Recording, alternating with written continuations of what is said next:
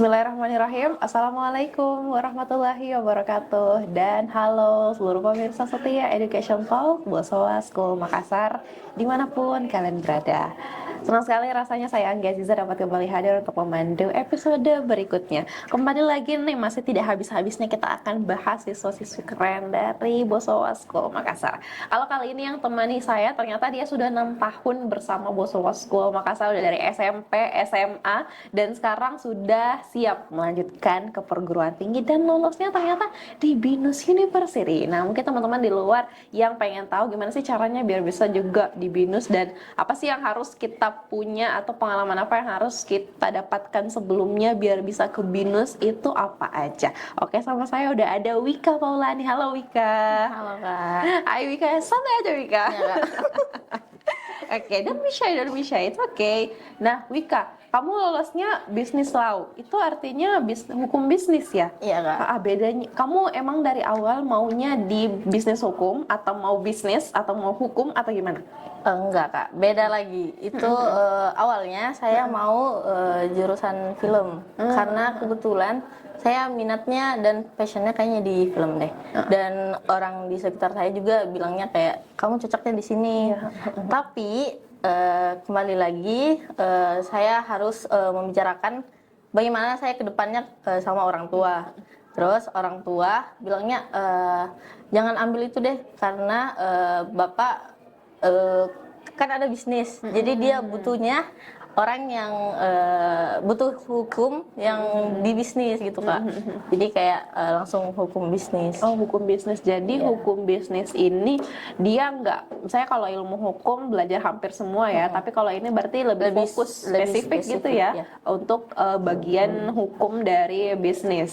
Dan kamu, oh ya berarti emang kamu dari awal gini, kamu dari awal sudah ada dibantu oleh orang tua, disupport oleh orang tua kemana bagusnya, dan itu juga kamu cocoknya juga emang di bagian itu ya, cocoknya ternyata di bisnis hukum. Daripada hukum aja mending bisnis hukum, dan daripada ekonomi bisnis mending bisnis hukum gitu ya. Oke. Nah, untuk persiapan ke bisnis hukum, kalau selama kamu sekolah di BSM itu kamu ngapain selama 6 tahun itu? 3 tahun SMP, 3 tahun SMA. Kamu di sekolah itu aktivitasnya apa aja? Saya ikut organisasi OSIS dari SMP sampai SMA. Iya, terus SMA juga saya ikut Pramuka Bantara. Jadi kayak di situ kita banyak diajarnya kayak menjadi pemimpin yang baik, terus menyusun argumen, terus bagaimana menilai dari beberapa sudut pandang menjadi satu pandangan gitu. Jadi kayak kalau misalnya di organisasi itu kita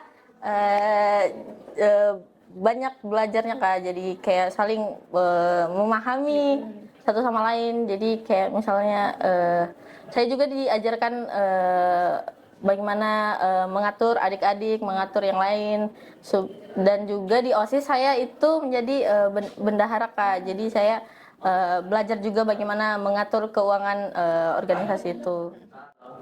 Kamu dapat banyak pengalaman atau experience dengan orang gitu ya, mengatur organizing, mengatur orang, dan sebenarnya kamu betul-betul cocoknya di situ karena pada in the end kamu akan berusaha untuk mengembangkan bisnisnya. I get that look from you. I get that look bahwa kamu adalah yang artsy and business woman. I get that look from you. Oke. Jadi pada akhirnya ke depan, apakah memang kamu juga ada cita-cita untuk bangun bisnis kamu sendiri atau gimana?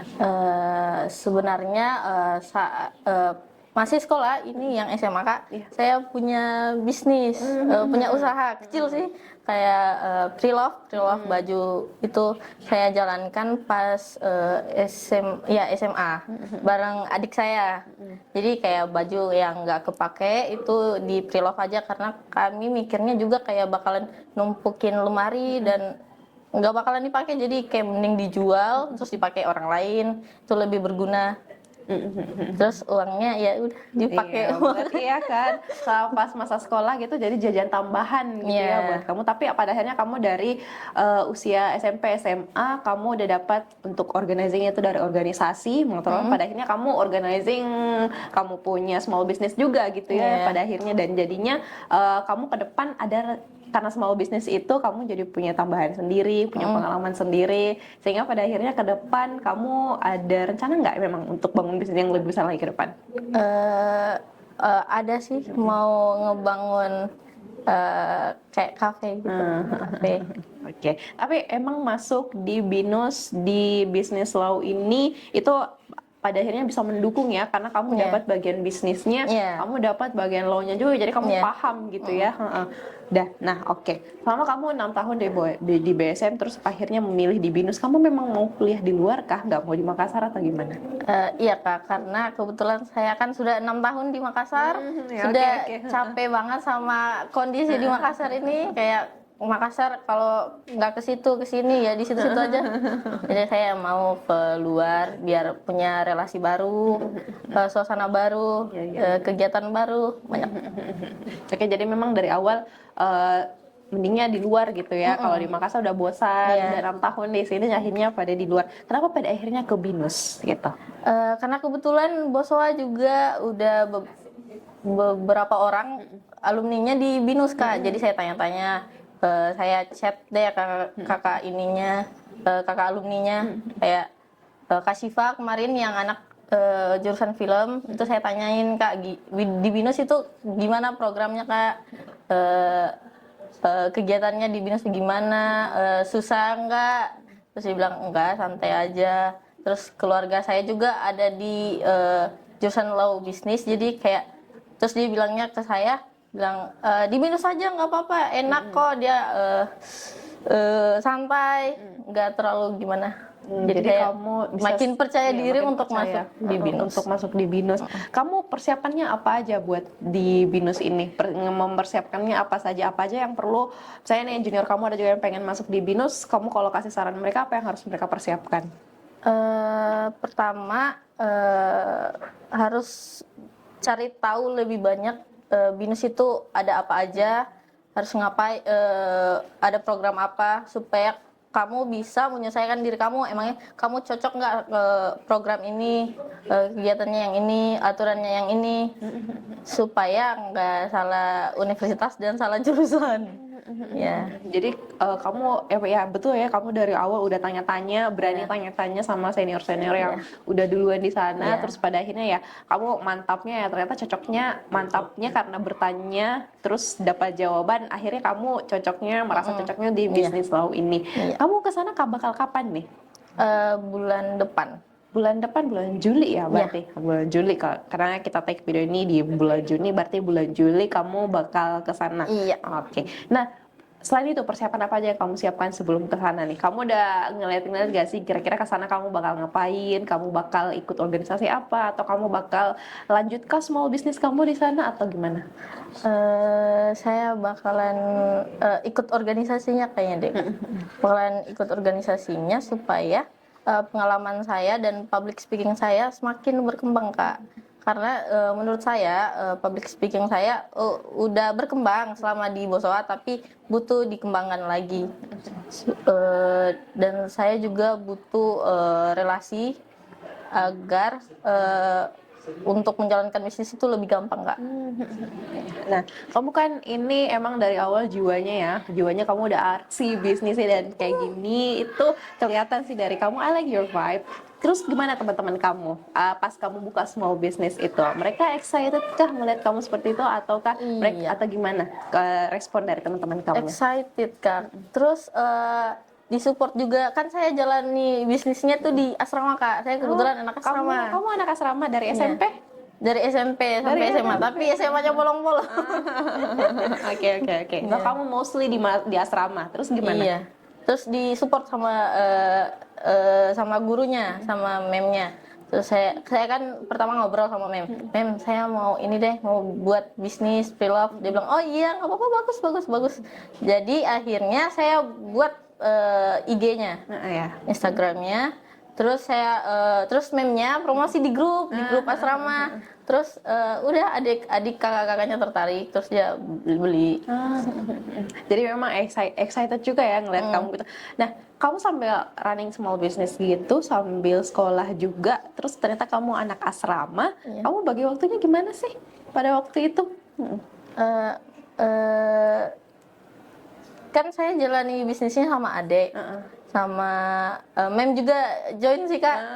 Dia ngebantu jualin, dia Bantu promosi iya, gitu ya. iya. Jadi saya buat akunnya, terus ngedit-ngedit aja baju-bajunya, terus udah. Terus kalau mau beli tinggal ke adik saya atau Mem.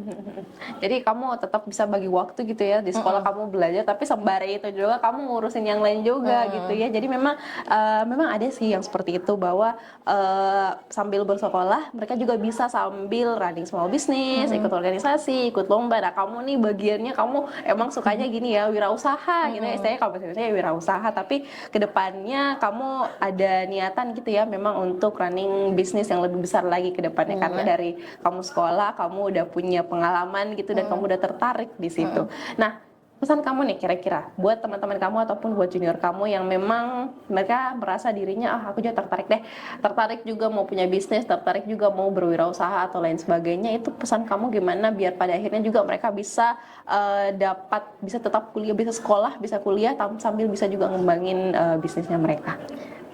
Pesan saya, jangan takut salah, lakuin aja apa yang kamu mau lakuin. Misalnya punya ide, mau bikin ini deh, ya udah bikin aja, nggak apa-apa. Nanti di situ try and errornya, ya untuk bisnis kamu ke depannya. Jadi kamu bisa trial and error bagaimana bisnis kamu ke depannya. Kalau misalnya kurang ini, terus itu bakalan diubah untuk bisnis kamu selanjutnya. Jadi kayak di situ sih enaknya pas proses bagaimana bisnis itu berkembang sama tidaknya. Berarti kamu juga pernah mengalami yang seperti itu ya, trial and error itu kamu Banyak. gimana ngadepin itunya waktu trial and error itu? Iya, saya coba tanya-tanya aja sih Kak ke orang yang udah ada usaha gitu.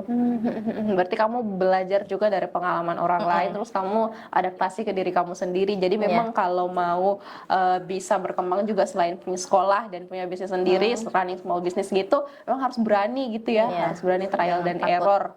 Jangan takut gitu ya, jangan takut salah, jangan takut gagal. Kalaupun salah ya bisa dicoba lagi berikutnya gitu ya.